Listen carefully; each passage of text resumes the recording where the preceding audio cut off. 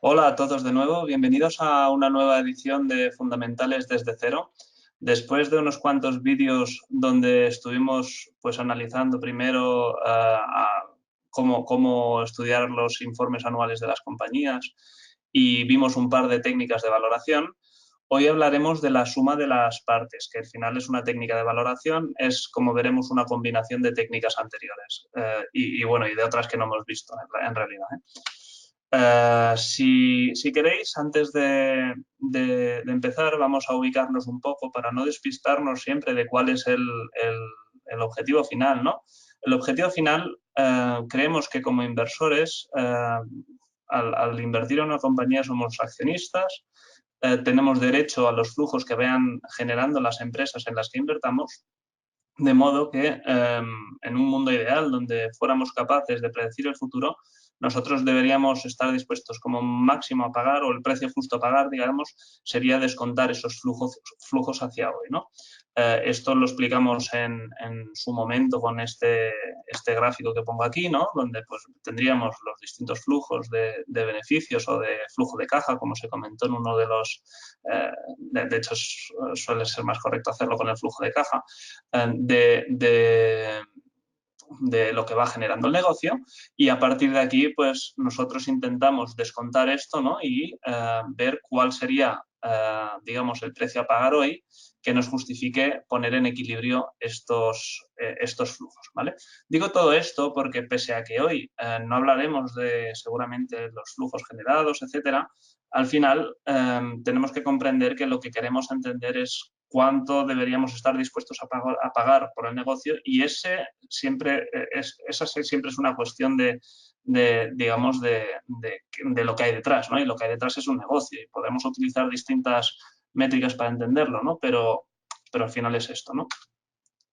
Pues nada, hoy vamos a hablar, como decía, de la suma de partes. En inglés lo veréis a veces como SOTP, ¿no? Sum of the parts. Yo a veces cuando veo un stop en cualquier sitio ya automáticamente pienso a veces en estas cosas. Es un poco friki, pero hay que reconocerlo. Y nada, ¿y para qué es útil? ¿Es para todas las empresas o de esto? Igual que dijimos que seguramente pues un descuento de flujo de cajas pues es más oportuno en empresas pues más predecible, con un flujo de caja estable, predecible, o cuando tenemos somos capaces de predecir un poco lo que va a ocurrir. En este caso es útil, y aquí he puesto tres casos que yo creo que más o menos reúnen lo que solemos ver cuando se usan estas técnicas, ¿no? Primero, para conglomerados o holdings, ¿no? Una empresa que tiene un montón de subsidiarias y que encima las distintas subsidiarias son distintos negocios, pues se va a propiciar que tengamos esto. A veces también, si habrá, como veremos en uno de los ejemplos que traigo hoy, pues habrá incluso subsidiarias que igual coticen en bolsa, etcétera. Entonces tenemos también referencias no tan solo de nuestra propia valoración, sino de la valoración que le está dando el mercado, ¿no? El valor de mercado que también está bien cuando lo tengamos, ¿no? Esto, si troceamos un poco el negocio, a veces podemos tenerlo. En otros casos, obviamente, es muy difícil porque incluso puede ser que la empresa no nos dé el detalle suficiente, etcétera, ¿no? Esto que decíamos, ¿no? Ahora, distintas unidades bien diferenciadas de negocio. Pues si la empresa pues, me dice, sí, pues geográficamente pues gano más aquí o aquí, y vemos que realmente las dinámicas son muy distintas, o distintos productos, distintos servicios, pues normalmente tiene sentido también poder utilizar esta técnica. Y el tercer caso en el que lo veremos es cuando tienes distintos activos con distintas características. Yo aquí en este caso pues pienso, por ejemplo, en una compañía que tenga distintas minas, donde igual pues tiene no solo distintos minerales o lo que sea, sino distintas reservas en cada mina, distintas calidades, etcétera. Uno, utilizar solo una metodología para calcular esto, pues que quizás no sería la mejor manera, y una suma de las partes donde vamos a identificar cada uno de los negocios, etcétera, y a valorarlos uno a uno, pues parece más oportuno, ¿no? Entonces, antes de seguir con esto, y es importante porque no me lo quiero dejar, hacer un matiz. Aquí vamos a combinar distintos métodos de valoración y hoy veremos un par de ejemplos, pero lo importante es que cuando hagamos este ejercicio comparemos manzanas con manzanas. Y a esto me refiero. He recuperado una diapositiva que usé hace algún tiempo donde hablaba del precio y del valor de la empresa. Cuando hacemos, por ejemplo, algo muy sencillo como un ratio PER, utilizamos el precio entendido como la parte de arriba, ¿no? Es el precio donde el precio es el precio de la acción o el precio de la acción multiplicado por el número de acciones, que es la capitalización, ¿no? En cambio, en otros ratios, y aquí podemos decir, por ejemplo, el Enterprise Value EBITDA, ¿no? U otros como hay, pues tienen en cuenta pues, la posición de efectivo de la empresa, los minoritarios, todo esto que vemos aquí, ¿no? Que ya lo hablamos, sobre todo la deuda, ¿no? ¿Por qué digo esto? Porque como veremos hoy, pues si cometemos errores al entender lo que estamos haciendo, podríamos terminar haciendo una valoración que sea incorrecta, ¿no? Entonces, ¿en qué consiste un poco la suma de las partes? Primero tenemos que identificar los segmentos o unidades que son distintas y donde tenemos datos, porque a veces nos gustaría igual hacerlo de otras unidades y no los tendremos. Primero es esto, ¿no? Segundo es cuál va a ser el criterio de valoración para cada caso. Normalmente cuando nos decidimos a usar una suma de partes es porque ya intuimos que seguramente todo el negocio de la empresa no es uniforme, sino que hay distintos matices y estos distintos matices pues seguramente requieran de distintas técnicas de valoración en cada uno de los segmentos. Después valoraríamos cada segmento y por último pues sumaríamos todo, ¿no? Y haríamos ajustes, ¿no? Porque como veremos pues tendremos que quitar la deuda o hacer ciertos ajustes. Y nada, hoy la verdad que va a ser una sesión bastante rápida comparado con las que habíamos hecho en alguno de los casos anteriores y traigo un par de ejemplos. Al final, como veréis, muchas de las cosas que vamos a tratar hoy en realidad ya se han hablado en vídeos anteriores y esto nos parece una manera un poco de dar por cerrada esta etapa de los vídeos de fundamentales que estamos haciendo, pues la etapa un poco de métodos de valoración para dar pie después a otro tipo de cosas, ¿no? Entonces, sin extenderme más, voy a hablar del primero de los dos ejemplos que traigo, es BMW, ¿vale? Esto es parte de una presentación que cogí el otro día en la web, está disponible para todo el mundo.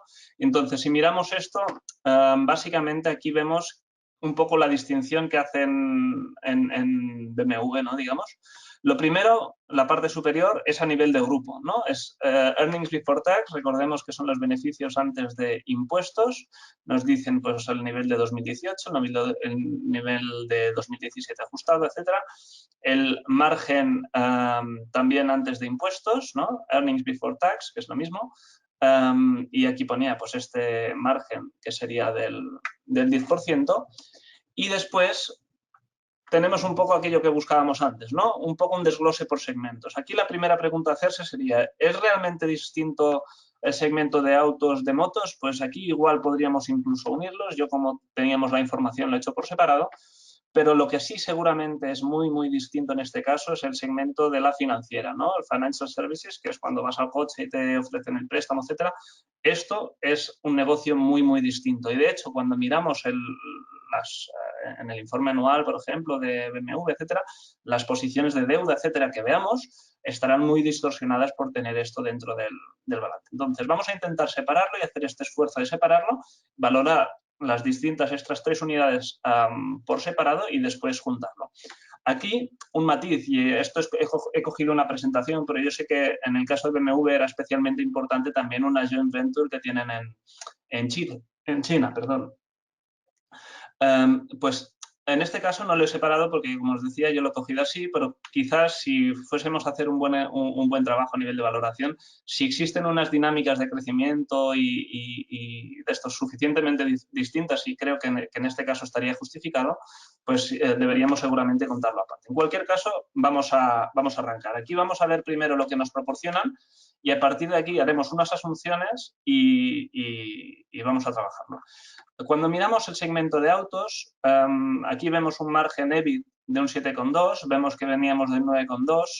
Había usado el caso de BMW hace algún tiempo cuando hice algún webinar y recuerdo que en aquel momento veíamos que veníamos de márgenes incluso del 10%. Entonces, bueno, esto ya veremos porque quizás nos pueda servir para algo, pero la cifra importante aquí, desde luego, es el Earnings Before Interest and Tax, ¿no? Esto es lo que nos va a importar mucho. Y después usaré estos Net Financial Assets que aparecen aquí para hacer el cálculo de un poco la caja o aquello que hemos dicho que es la posición neta financiera de BMW, sacando, como hemos dicho, fuera la financiera. Vale, en motos pues vemos que el margen es ligeramente superior, pero bueno, históricamente había sido bastante similar, así que, como decía, igual podríamos agruparlo, pero lo haremos distinto en este caso. Y aquí en Financial Services, de momento ya vemos que la métrica que nos dan ya no es la misma y tiene toda la lógica. Nadie habla cuando mira una financiera del EBIT, ¿no? Porque es antes de intereses y no tiene ningún sentido cuando una financiera al final está cobrando y pagando intereses, ¿no? Entonces, aquí lo que haremos es, a partir de los datos que me han proporcionado aquí, pues yo hacer una preparación primero y os digo cómo he llegado a ello, ¿vale? Primero, calculo los ingresos que ellos han asumido aquí para cada segmento. Lo he cogido así porque seguramente si cojo el informe anual las métricas son distintas, etcétera. A veces existen solapamientos o ventas cruzadas, etcétera, y hubiese sido más difícil de tener esta segmentación. Por eso yo lo que he hecho ha sido, a partir del margen digamos, del beneficio antes de intereses y de impuestos que nos han proporcionado en los segmentos de autos y de motos, aplicarles el margen y sabiendo pues que si tú quieres obtener el margen de un 7,2 y que te dé los 6.182, tienes que tener unos ingresos de 85.861, ¿no? Y en servicios financieros hemos hecho lo mismo, pero en lugar de usando el margen, usando el ROE, ¿no? ¿Cuál es el capital que tendría que tener esta unidad de negocio para que el ROE que ellos me justifican que tienen, que aparecía en la página anterior, sea realmente, me justifique un beneficio antes de impuestos de 2.161 millones de euros. Y aquí vemos que son estos 14.601. De momento ya vemos que las herramientas con las que partimos son distintas, ¿no? Entonces, ¿cómo he hecho en este caso la valoración? ¿Vale? Para la parte de autos y de motos, primero he asumido un margen normalizado de un 8%. Quien haya seguido durante algunos años BMW verá que esto puede ser que incluso sea conservador, porque, como decíamos antes, BMW ha tenido márgenes de un 10% incluso, pero bueno, como vemos que la situación con todo el conflicto en China, etcétera, pues, y después todo el proteccionismo que viene desde Estados Unidos, pues también puede pesar. Yo he preferido poner un margen normalizado de 8, ¿no? Y el criterio que vamos a seguir aquí para valorar esta parte va a ser el ratio Enterprise Value EBIT, ¿vale? Que de nuevo es habitual en autos hacerlo, ¿no? Y aquí he puesto un 8 que a veces yo había visto en BMW usar, por ejemplo, 10, porque la verdad que la calidad del negocio está por encima del negocio típico de autos. Pero bueno, de nuevo, aquí podemos usar distintos criterios, pero 8 veces el EBIT parece algo razonable, ¿no? Si a los ingresos que habíamos obtenido antes aplicamos este margen normalizado, nos sale este beneficio antes de intereses y de impuestos, y si aplicamos 8 veces esta cifra, ¿no? Obtenemos este valor de empresa, ¿no? Enterprise Value, de 54.951 millones de euros para autos y de 1.382 millones de euros para motos. Sabemos que obviamente el negocio importante son los autos. Si sumamos los dos conceptos, tenemos 56.333 y aquí viene cuando hacemos aquellos ajustes que decíamos antes y la importancia de hacer esto seguramente antes de irnos a la otra parte, porque fijaros que el criterio que uso para valorar la parte de servicios financieros es usando un precio-valor contable, ¿vale? En el sector financiero a mí me gusta bastante utilizar esta técnica. En otros negocios pues hoy en día ha quedado bastante obsoleta porque hay muchos conceptos que van distorsionando el cálculo, pero en este caso pues parecía algo bastante razonable. He puesto un price book de 1,2 como algo objetivo. De nuevo, creo que para un negocio que está dando un ROE de un 14-15%, pues no parece realmente demasiado exigente. Y obviamente aquí pues es donde existe aquello que diríamos podríamos estar comparando pues con otros negocios, con comparables del sector, etcétera, ¿no? Y ver cómo podríamos hacerlo. Bueno, a mí el criterio que he seguido es este. Obviamente aquí podríamos jugar con esto, ¿no? Después, los activos financieros netos, vale, vuelvo a la parte de arriba y nos habíamos quedado de fijaros que aquí tenemos el valor de la empresa y aquí el valor del equity, ¿no? El valor de la empresa sabemos que tenemos que quitarle la deuda. Entonces, vamos a hacer este ajuste para que realmente sea comparable la parte de arriba con la parte de abajo. Es aquello que decía antes de comparar manzanas con manzanas. El ratio de Enterprise Value EBIT nos va a dejar aquí un dato de valor de empresa, mientras que aquí nos va a dar un dato de capitalización, de precio, ¿no? En el gráfico que presentaba antes, ¿no? Esta estaría en la parte superior y esta en la parte inferior, ¿no? Entonces, si hacemos estos ajustes, ¿qué he hecho básicamente? Pues he cogido el valor de la empresa y le he sumado los activos financieros que me indicaban ellos en la presentación. Aquí pongo confirmar porque yo obviamente no he verificado nada de todo esto. He cogido simplemente una presentación y lo he usado como ejemplo. Y después, mirando así muy rápido, pues he visto ajustes que podríamos hacer por minoritarios, pensiones, etcétera, ¿no? De modo que si cogemos el Enterprise Value y pasamos este Enterprise Value a que sea realmente la parte de capitalización, equity, ¿no? Pues vemos que el capital, la capitalización objetivo de la parte que no es la financiera serían estos casi 73.000 millones de euros, ¿no? Si le sumamos la parte de la financiera, vemos que el valor total que nosotros deberíamos de dar a BMW por la capitalización es de 90.485. Mirando el otro día el terminal financiero pone que la capitalización total pues está alrededor de los 40.000 millones, de modo que tendríamos un potencial elevado. BMW tendría que doblar desde los niveles donde está ahora mismo, ¿no? Con estas asunciones y con lo que estamos viendo aquí. Vale.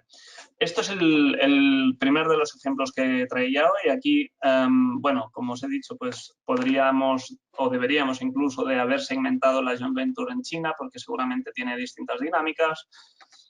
Deberíamos verificar los datos de la posición financiera y después aquí pues hay muchos temas a mirar, ¿no? Pero como mínimo pues hay las acciones normales, las preferentes, existe pues verificar los minoritarios, los pasivos por pensiones.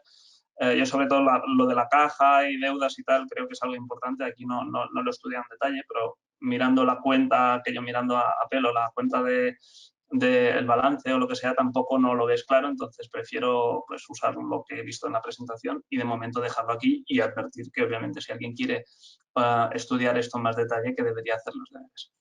Y me voy a un segundo ejemplo y con esto hoy lo dejaremos aquí y es el caso de SoftBank. SoftBank es un holding japonés, como hemos dicho, holding es una de estas categorías que seguramente serían propicias para hacer una suma de partes. Y, bueno, tiene un montón de negocios y en parte y totales, ¿no? Algunas de las cosas más populares que tiene, pues, es Alibaba. Y después, pues, sabemos que ha sido uno de los inversores más importantes, pues, en cosas como Uber o etcétera, ¿no? Entonces, en WeWork también, que hoy salían las noticias esto. Y nada, vamos a ver lo que podemos hacer con SoftBank, ¿no? En el caso de SoftBank, yo, de nuevo, como igual que en el ejemplo de BMW, no me he complicado la vida porque no era el objetivo. Aquí es simplemente dibujar que a veces, pues, como hemos visto en este caso, también existen muchos negocios y vamos a hacer un análisis al pormenor de todos los negocios, igual no terminemos nunca de hacer el estudio este. Pero aquí vemos que segmentando todo el negocio SoftBank básicamente en 6, podemos tener una foto bastante buena de lo que vale SoftBank, ¿no? SoftBank, su mayor activo es una participación en Alibaba, una participación que pues, en billions de yenes estaría en 12.022 y aquí cojo un valor de mercado. Aquí esto sería una crítica muy válida para alguien que hiciera un análisis serio de SoftBank. El valor de mercado a veces es algo que uno mira y puede ser útil, pero no es una valoración en sí misma, ¿no? Si quisiéramos invertir en SoftBank, yo aquí creo que deberíamos, como mínimo, los activos más importantes, como pueden ser, por ejemplo, Alibaba y SoftBank Corp, o incluso ARM, que había información porque la compraron recientemente y habrá información también, pues intentar valorar nosotros los 3 activos más importantes como mínimo de esto, ¿no? Entonces, aquí, en estos casos, como vemos, pues en cada uno de los activos tenemos una asunción distinta y vamos a intentar explicarlo, ¿no? Pero yo creo que aquí, quien quiera meterse de nuevo, tendríamos que arremangarnos y ver realmente, pues está cara o no está cara Alibaba hoy al precio de mercado que tenga, ¿no? no sé si estaba cotizando un PER 30, ¿no? Pues es adecuado, no es adecuado, vamos a intentar entenderlo, ¿no? Pero en cualquier caso, yo aquí, para simplificar, he cogido el valor de mercado, que es estos 12.022, he cogido en ARM Holdings, que es la compañía de semiconductores y tal que compraron, aquí he asumido el coste de adquisición, 4.833 billón de yenes. Y después SoftBank Corp, que es una compañía de telecomunicaciones en Japón, que también es, me parece que tiene aquí, si no recuerdo mal, eran 2/3, es propiedad de SoftBank Group, pues sería 2.972 mil millones de yenes. Sprint, que sabéis que también pues telecomunicaciones, que está pendiente de una fusión con T-Mobile. Aquí, como está pendiente de aprobación regulatoria y tal, hemos asumido pues el tipo de cambio que se planteaba con la fusión. Si obviamente no se hiciera esto, pues este valor podría cambiar. Y después, lo último que tenemos son dos conceptos, es el Vision Fund. Vision Fund, para el que no lo sepa, pues SoftBank hizo una serie de inversiones y después, pues algunas de estas inversiones, que catalogaría alguno pues como startups, algunas muy potentes, ¿no? Pues las ubicaron en un fondo de aproximadamente, me parece que eran como unos 10.000 millones de dólares y ellos pues tienen una participación y después buscaron otros socios, ¿no? Me parece que de Arabia Saudí, etcétera, etcétera.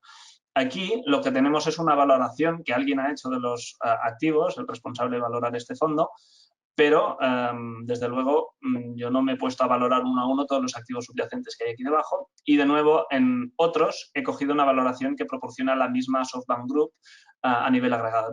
De modo que al final aquí vemos como seguramente deberíamos tener distintos niveles de escepticismo sobre el valor de mercado o el valor objetivo de cada una de nuestras posiciones. En cualquier caso, yo no quiero que esto nos pare, quiero que veamos pues, lo plural que puede ser una suma de partes y aquí nada, aquí quitar la deuda neta. En este caso también matizar que la deuda neta que hemos quitado es la que es con recurso a la empresa matriz, que es SoftBank Group, porque algunas de las filiales tienen más deuda, etcétera, pero obviamente no la consideraríamos aquí si no es con recursos, si no puede ir contra la grande.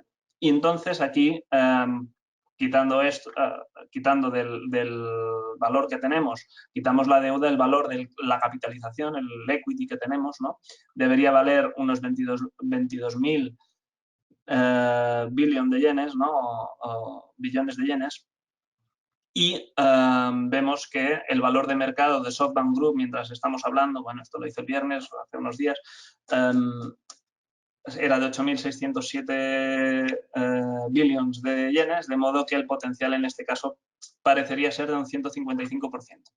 Aquí un par de advertencias, porque pese a que creo que posiblemente no hay nada que justifique un descuento tan brutal como el que vemos aquí, aquí deberíamos de tener en cuenta algunos matices. El primero es que la participación que tienen en Alibaba fue cuando aún pues, no era lo que hoy es Alibaba, de modo que aquí hay muchos impuestos por pagar sin algún día lo que se llama en inglés, ¿no?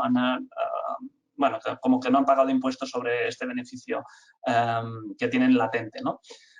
Y entonces algunos analistas, por ejemplo, hablaban de que esto debería quitarse, un 30% de este valor de mercado debería quitarse para pagar impuestos si algún día quieren deshacer esto, ¿no? Esta es la primera. Después existen matices también sobre, pues, si se hará, pues, lo que decíamos, lo de la fusión, que es un tema que tampoco conozco en detalle, pero parece ser que regulatoriamente pues, está pasando distintas hurdles, no sé cómo decirlo en castellano, ¿no? Distintas barreras de aprobación. Lo que quería decir también, que a veces no esperemos que estos descuentos se cierren en cero. Los holdings suelen cotizar con cierto descuento y es algo que debemos de saber, conocer, mirar cómo ha evolucionado el descuento históricamente. A veces la misma empresa incluso nos lo puede proporcionar si tiene cotización de mercado, ¿no? Y si no, con un poco de deber se puede hacer, ¿no? Y después el último matiz aquí que sería es que obviamente estas cifras yo lo he cogido de un ejercicio básicamente que lo he cogido de la web de SoftBank, que es de los pocos ejemplos que tenemos con los deberes prácticamente hechos. pero la deuda neta y todo lo que vemos aquí yo creo que son temas a analizar bien en detalle, sobre todo que lo que digan que es sin recurso, que realmente sea sin recurso, etcétera, ¿no? Para que esto. En cualquier caso, y el último punto que también añadiría, aquí hay, yo creo que SoftBank es un pelín más complejo de lo que pueda parecer a primera vista, ¿no? Y hay el tema de Vision Fund. Vision Fund se ha demostrado ya en alguna de las inversiones, como lo de WeWork, que ha salido recientemente, que tendrán seguramente pérdidas en algunas de las inversiones que van a ser importantes, y aquí pues deberíamos de saber pues también si existe algún recurso por aquí que pueda poner en jaque todo el resto de la estructura, o si simplemente pues si un caso como WeWork, que salía ahora recientemente, pues tiene problemas o tiene pérdidas y no es capaz de encontrar un modelo rentable, pues si solo es un arañazo o si te mata, ¿no? Pues este tipo de cosas tendríamos que mirarlas. Y nada, bueno, aquí me había marcado todo lo que quería comentar, que ya lo he dicho, y nada más. Lo dejamos por hoy aquí. Como sabéis, soy Carles Figueras, el asesor de Madrid USICAP. Si queréis más información, os dejo aquí la web. Sabéis que también tengo un blog en Armados de Valor, y lo dejamos hasta la próxima ocasión. En el próximo vídeo hablaremos de algunos de los trucos que a veces hacen las compañías para escondernos la realidad empresarial que existe, ¿no? Y cómo podemos identificar a esos tramposos, ¿no? Así que nada, muchas gracias a todos y hasta la próxima.